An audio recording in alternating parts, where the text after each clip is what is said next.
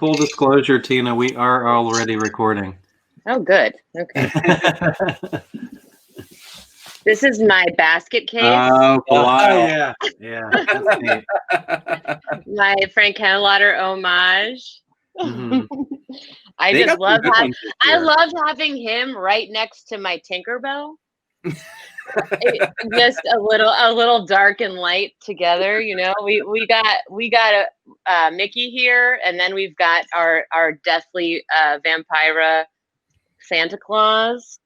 You know, I like a little dark and light together. It balances out. Yeah. I got Snow White here. Snow White's missing an arm. I kind of like that. Just like you said, Matt, your guy who's been missing an eye for a while. She's been missing an arm for years, but she's still out here. She's still out here doing her thing on the tree. That's right. She's only got to do it a few weeks a year. You know, I'm always happy to talk about the holidays because I can't deny my dad is super in my heart this time of year. Mm-hmm. He is just, I mean, he's atop my Christmas tree. Mm-hmm. And the reason he is my Christmas angel is because, you know, people often ask me if I'm a little fucked up because my dad made zombie films. Fair question.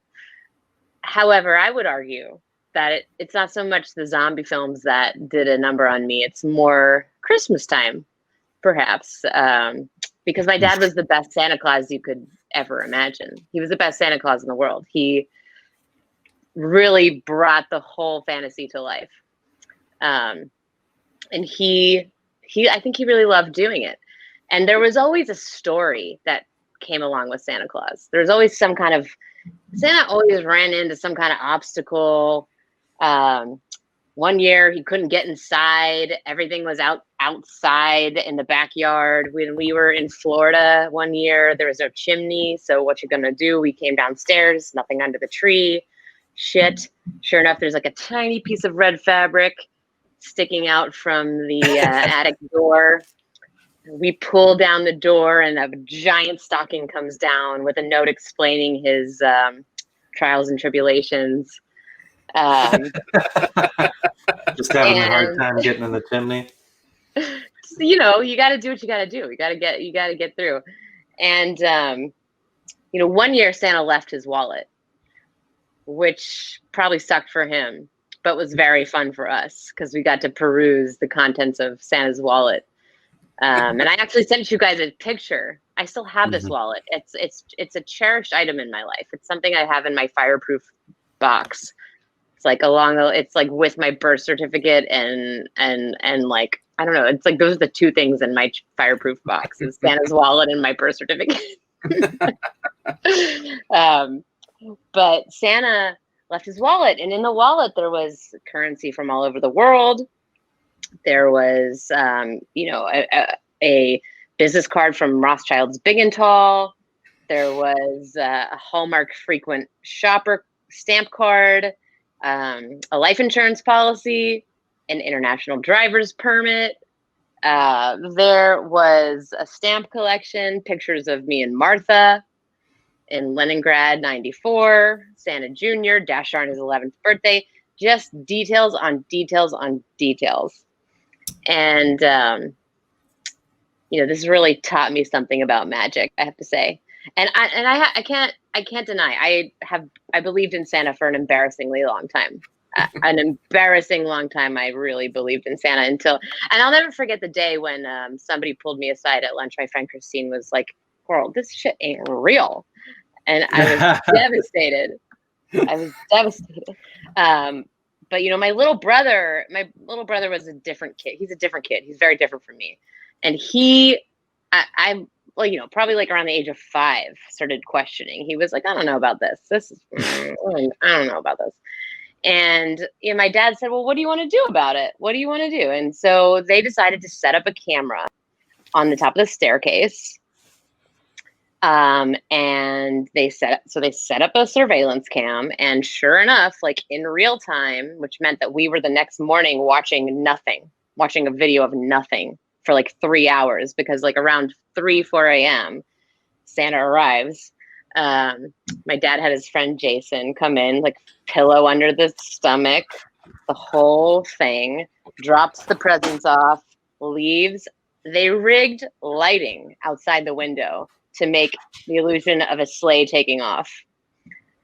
And sure enough, the next day, my brother was like, okay, I can't fight with this. This looks pretty legit. And he was sold for like another couple years. And you know, what you gonna do? I don't know. I love talking about Santa when it comes to my dad, because this guy who scared us all to death with zombies also charmed behind the scenes, was charming us all, these kids, with this magic of Santa.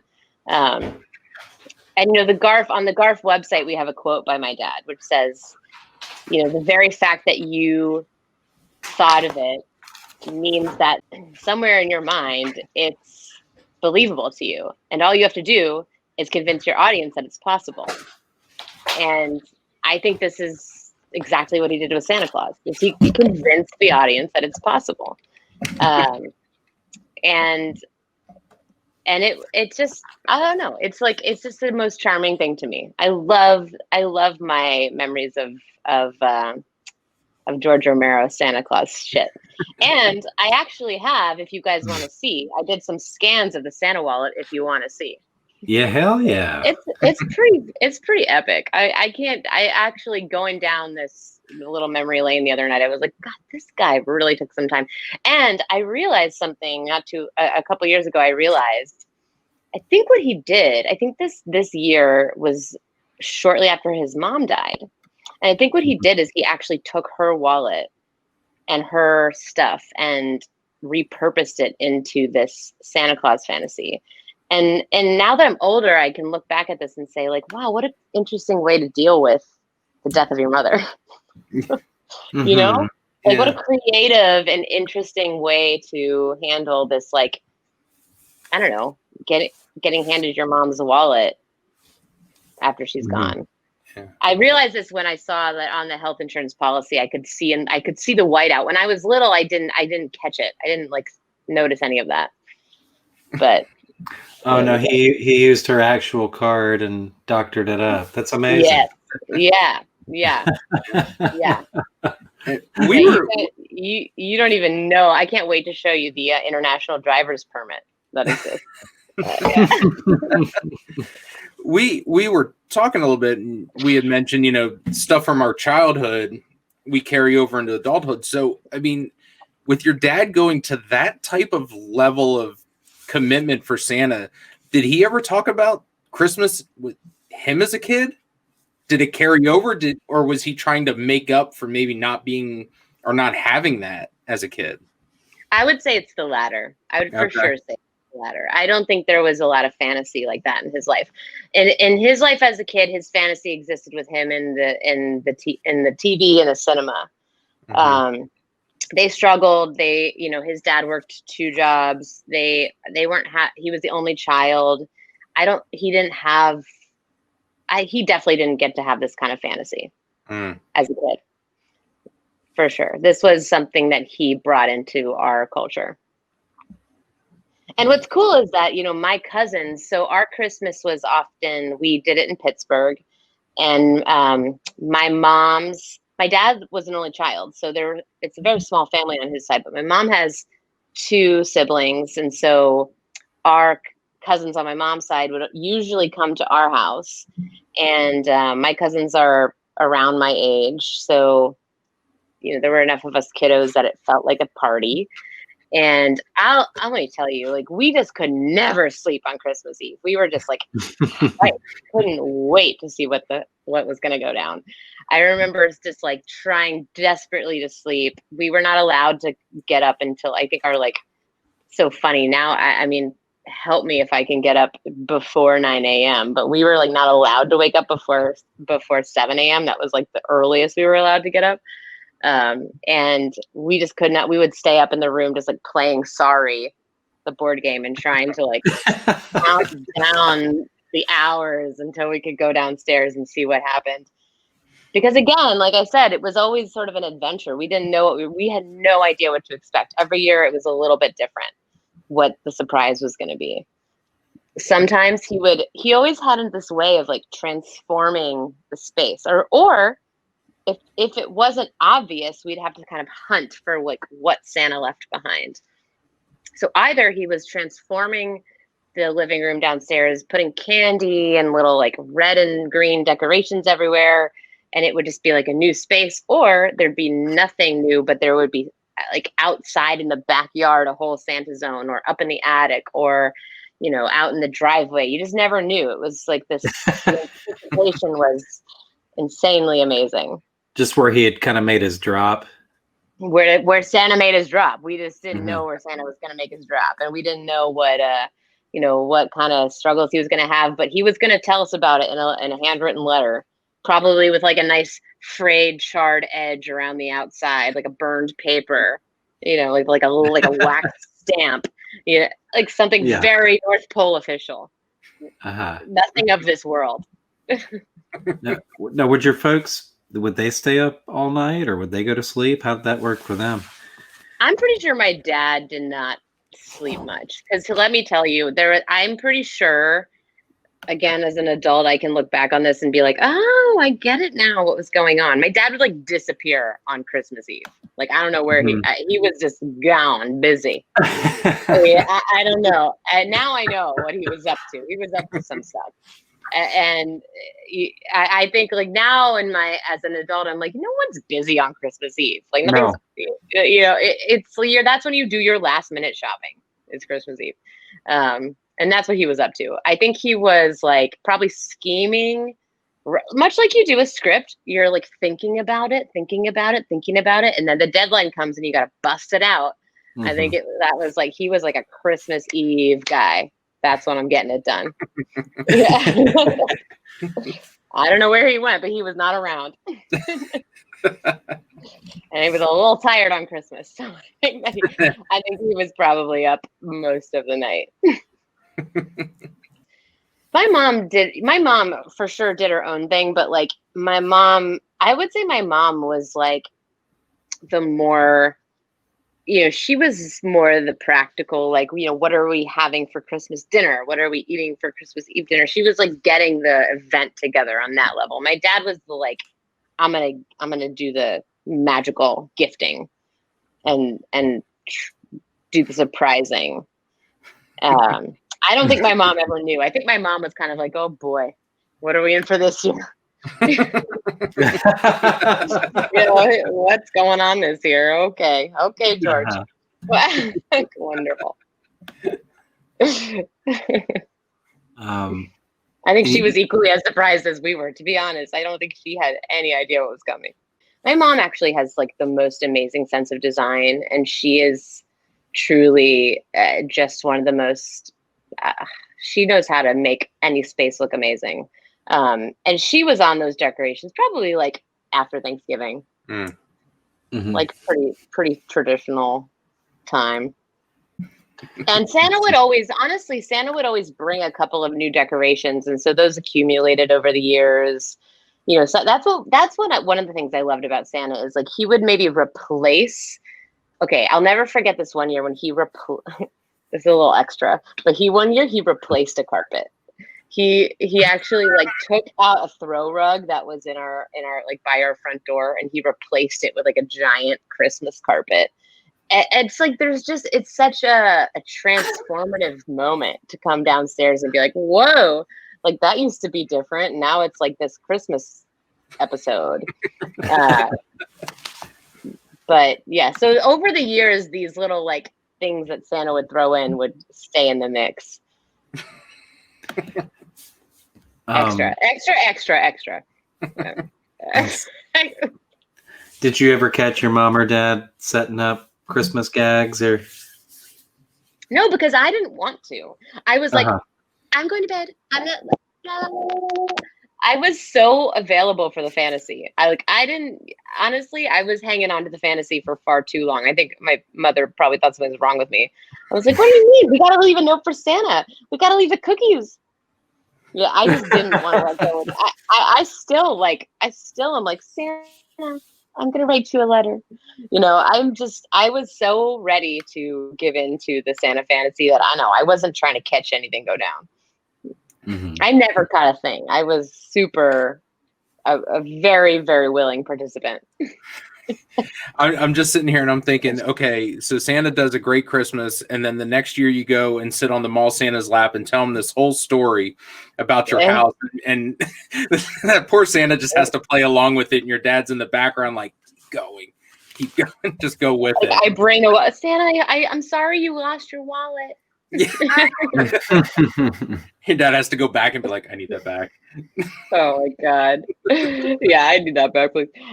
Yeah, I don't know. I don't think I was ever trying to like prove anybody wrong. I think in the back of my mind, maybe I had a sneaking suspicion. It's like Santa's handwriting was uncannily similar to my father's.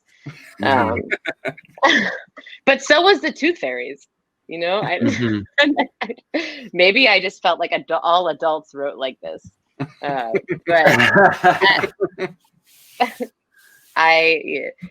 TF was the signature at the end. When I lost a tooth, it was always a little bit of a special moment. I never was trying to catch anybody in a fib or in a farce. I was like, I'm gonna just turn a super blind eye to this because I want to believe. So our traditional dinner was actually Christmas Eve. Then this again comes from my mom's side, but since she was a kid, we do cheese fondue. We do traditional cheese fondue. I don't remember the origin of this, but it's one of my favorites. And cheese fondue has a lot of wine in it. And as kids, we were like, oh, this is so like, ugh. We just couldn't wait for the chocolate portion of the fondue. But now as an adult, I can't wait for the cheese winey portion of the fondue. It's fucking delicious. And it's like such an interactive experience. And what's really cool is that it's sort of like trickled out. My cousins do it still with their families. We all still do it. It's like this, it's a cute little tradition. I love it. So I'm going to be with my mom this Christmas. I'm very lucky to get to be with my mom. I know a lot of people this year are not getting to be with their parents. A lot of families aren't getting to be together this year. But I've been quarantining, not seeing anybody, and I'm going to go. I'm going to take a train to Montauk and see my mom. We're going to have fondue on Christmas Eve. Awesome. We usually did it in Pittsburgh, and usually it was like my parents and me and my brother, and then my mom's side of the family, so her sister and her kids, and then my uncle. So my mom is the one who has two siblings, Uncle Cliff and Aunt Debbie, and they each have two kids. So it's usually family is a huge thing around Christmas for us. We do try to always be together. In fact, my mom, before her mom passed, I don't think she ever spent a Christmas away from her mother, which I think is so cool. It's like you spend Christmas with your family is what you do. And so that's definitely true. And again, that's more trickle down from my mom's side, not so much my dad's side. I don't think my dad had that kind of culture. But so yeah, I would say that's a really big family time, and we keep it pretty, we do keep it pretty insular. It is a family time, but and our family's not huge, but it's tight. And we try to, again, it sucks that we can't all be together. We usually do go to Pittsburgh. Even to this day, we still all travel to Pittsburgh to go see my uncle, and same crew, my cousins, they all have kids now. So it's a growing family, but yeah, it's a Pittsburgh event, I would say usually. This year, not so much, but usually it's a Pittsburgh event. What was the gift you always wanted? What was that one Christmas gift that you can recall that you talked about it for months? Oh my God. This is so embarrassing, but I just couldn't wait for an American Girl doll. No kidding. Oh my God, I just couldn't wait. I was obsessed. I couldn't wait. I couldn't wait for Samantha. I just wanted Samantha so bad. And when I got her, I was just in heaven. I was in heaven. I just, I was so excited. And she and I had so many like fantasies together. I played with her hair. We had nightgowns. We were abducted in the night by evildoers. We redid her closet. I mean, oh God. My dolls and I had such adventures together, and like truly, I will never forget the day that I got my first American Girl doll from Santa. Oh my God, best day. Yeah. Did he make you hunt for that one? Was that a special one that he had to hide? That was the last one that you opened? Oh, good question. Good question. Oh, I don't remember. I don't know. I don't know. I don't feel like it was like, honestly, I never was so concerned with the gift. I was more excited about the experience of discovering the Santa story, if that makes sense. Like I wasn't really, I wasn't the kind of, I didn't really have these like lists of shit I really wanted. I just was excited for the magic of it all. And so I don't think so. I don't really recall having to hunt for Samantha. But I do remember the year of getting Samantha. In fact, I think we were living in LA at the time. And that was the year that we were out there. I guess we went out there for a year when my dad was in post-production, I think for Two Evil Eyes or maybe The Dark Half. I think maybe it was The Dark Half. And we were out there for a year, and we actually were renting a home, and it happened to be Barry Boswick's home in Laurel Canyons. And so I've been doing this podcast, as you both know, Daughters of the Dead. And this was a very significant year as far as like the origins of Daughters of the Dead, because I was pretty young. I was 8 years old, and I knew nobody out there. I had zero friends, but the people I hung out with were really the kids of my dad's collaborators. So I was hanging out with Zoe Reiniger, and I was hanging out with Cody Carpenter, and I was hanging out with like Ian and Sydney Harrison, and these were the only people I knew. And I was going to this terrifying new school in LA, so much bigger than Pittsburgh. And I had these 4 friends, and it all stands out to me so vividly because it was kind of scary, but it was also, I don't know, I'll never forget it. And I remember, I think that my dolls, i.e. Samantha, was like my 5th friend. That was my 5th friend out there. I also remember there were fucking coyotes outside our apartment, because that was like what you dealt with. In Florida, when we lived in Florida, there were alligators in our backyard. When we went to California, there were coyotes in our backyard. No wonder I'm a fear-based person. So you basically spent a year in Los Angeles and then moved back to Pittsburgh and just went back to school there? That year was all in LA. Yeah. I mean, most years I moved between Pittsburgh and Florida. So I always changed schools every year. And then there were 2 years that I went to LA. There was 1 year that was like LA, Florida, and Pittsburgh all in the same year. And then there was 1 year that I was all in LA. But yeah, there was a lot of changing schools and changing curriculums and changing weather. Made you tough. Maybe. I think so. I think it makes there's something to be said for that. Yeah. Did you guys do any Christmas movies or anything like that? Any Christmas rituals? Well, I loved Home Alone.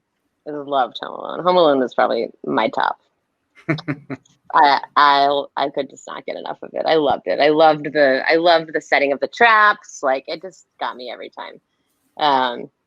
That was a big one. My dad loved that one. I mean, we also loved Christmas Story. And yeah, I mean I would say more so there was a lot of music. We listened to a lot of Christmas music, all kinds really. Again, I was like I was big on the Hanson album, but my dad was on Nat King Cole. My dad was on Nat King Cole all Christmas. So Hanson has a Christmas album. Oh yes! Oh my God! I can't believe you don't know. It's serious Well, album. I think that he humored you. The fact that he humored you. What a cool guy. What a cool guy. I think Eric and I missed the demographic of being Hanson fans. Really? Just by a slim margin. We weren't teenage girls at the same time you were, so. But don't you both have teenage girls? Well, that was one thing I was going to mention is my daughter just turned 9 in October, and she has also gotten an American Girl doll. And, Really? And you just mentioned something that she was way into. Oh, Home Alone. She loves Home Alone. It's like, well, you guys have a lot in common. I mean, which doll did she get? She has 2 of them. I'd have to ask. I really can't remember. Oh, Eric. Yeah, I know. Well, I'm glad to know this. I can't wait to find out which one she has. I'll talk American Girl dolls with anybody. I love them. Okay, so this is the master wallet that was left behind. Now, if we want to dig into the contents, we've got this amazing business card. SW House, toy maker, Teamster, satisfaction guaranteed. Wonderful.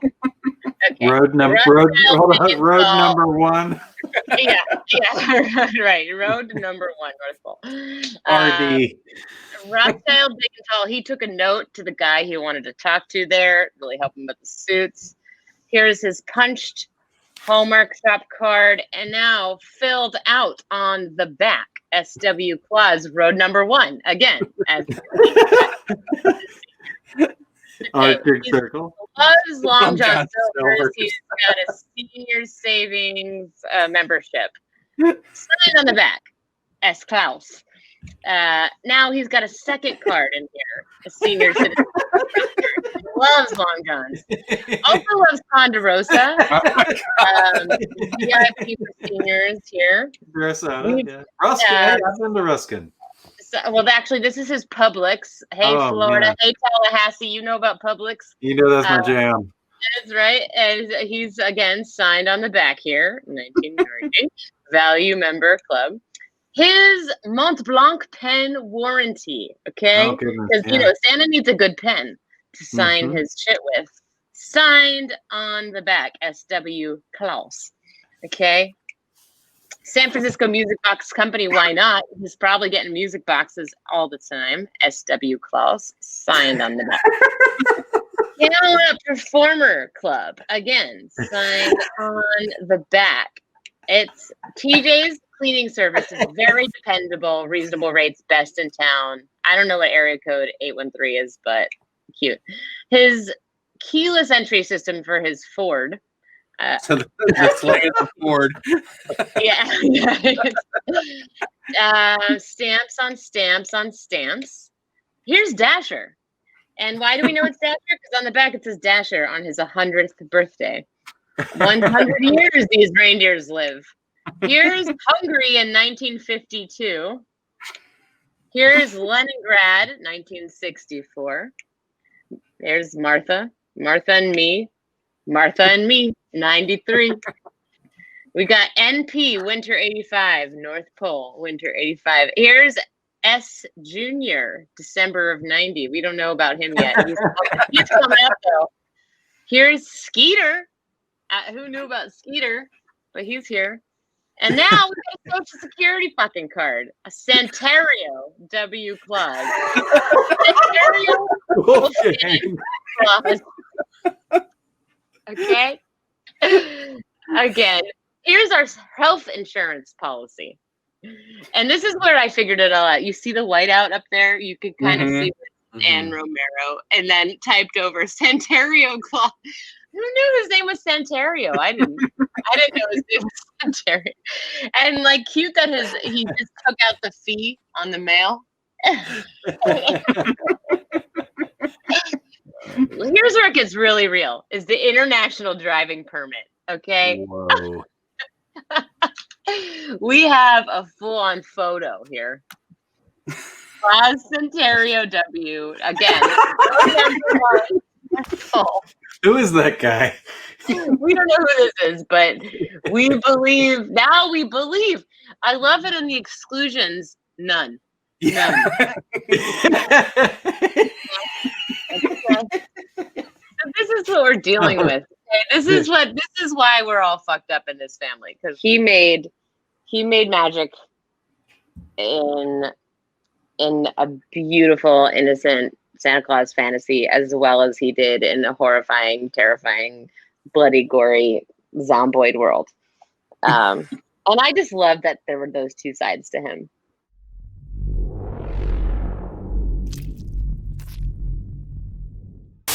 Emergency. You are tuned to the emergency station.